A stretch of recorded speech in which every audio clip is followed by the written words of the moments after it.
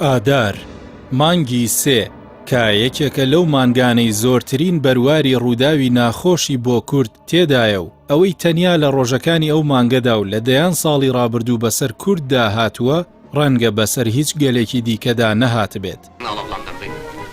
78 ساڵ لەمە بەرەو بە دیاریکراوی لە سیوێکی ئاداری 1947 قازی محەممەد سەرۆکی یەکەم کۆماری کوردستان لەگەڵ هەر یەک لە حەمە حسێن خان سەیفی قازی و ئەبولقاسم سەدری قازی دوای حکومدران لە دوو دادگای ڕژێمی پاشایەتی ئێران بە تاوانی ڕاگەیاندنی کۆماری کوردستان لە گۆڕەپانی چوارچرای شاری مەهاباد لە سێدارەدران.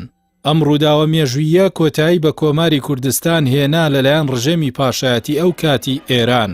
کۆمارەکە تەمەنی 11 مانگ و ساڵی 1946 لەلایەن قازی محەممەدەوە دامەزرێنرا بوو. قازی محەممەد لە ماوەی ئەو 11 مانگەی سەرۆکۆماری کوردستان بوو توانی لە بوارەکانی سیاسی و ڕۆشنبیری و ئابووری و سەربازی پەرە بە کۆمارەکەی بدات و یەکێک لە دیموکراسی ترین سیستەمە دیموکراسیەکانی لە ناوچەکە دامەزراند کە پێشتر وێنەی نەبوو.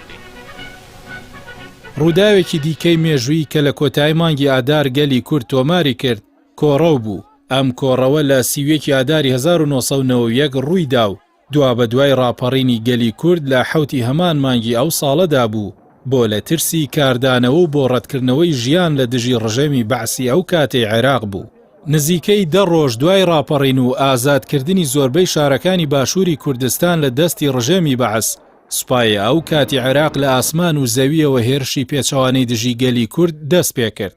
لە ئەنجامدا نزیکەی 1,500,000 هاوڵاتی کورد لە ترسی دووبارەبوونەوەی ڕووداوەکانی ئەنفال و کیمیاباران ماڵ و حاڵیان بەجێهێشت و خۆیان گەیاندە سنوورەکانی ئێران و تورکیا. کۆڕەوەکە سەخت و دژوار بوو.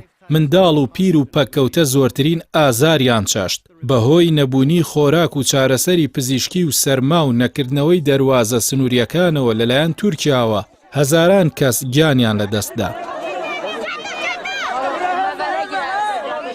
کۆڕەوی گەلی کورد کە 34 ساڵی بەسەردا تێدەپەڕێت ژمارەیەک ئامانجی بەدەستێنا.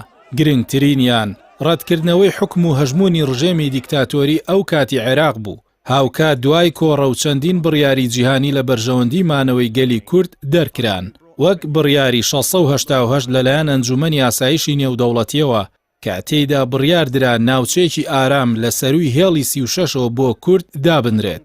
چەند ڕێو شوێنێکی دیکەش بۆ پارێزگاری لە مانەوەی کورد گیرایە بەر. هەرچەندە گەلی کورد لە ڕابردوودا نەهامەتی زۆری چەشتووە بۆ ڕزگاربوون لە دەستی ڕژێمە دیکتاتۆرەکانی عێراق لە پێناو ئەوەی بگاتە مافی چارەی خۆنووسین و خۆشگوزەرانی، بەڵام ئێستا لە سایی ئەو نەهامەتیانە و باجدانی خەڵکدا ژمارەیەک سەرکردە و بەرپرسی گەندەڵ لە خێر و بێرەکەی دەخۆن و بەدەیان شێوەی جیاواز کورد لە خاکی خۆی و بە حکومڕانێکی خۆماڵی تووشی نەهامەتی کردووەتەوە.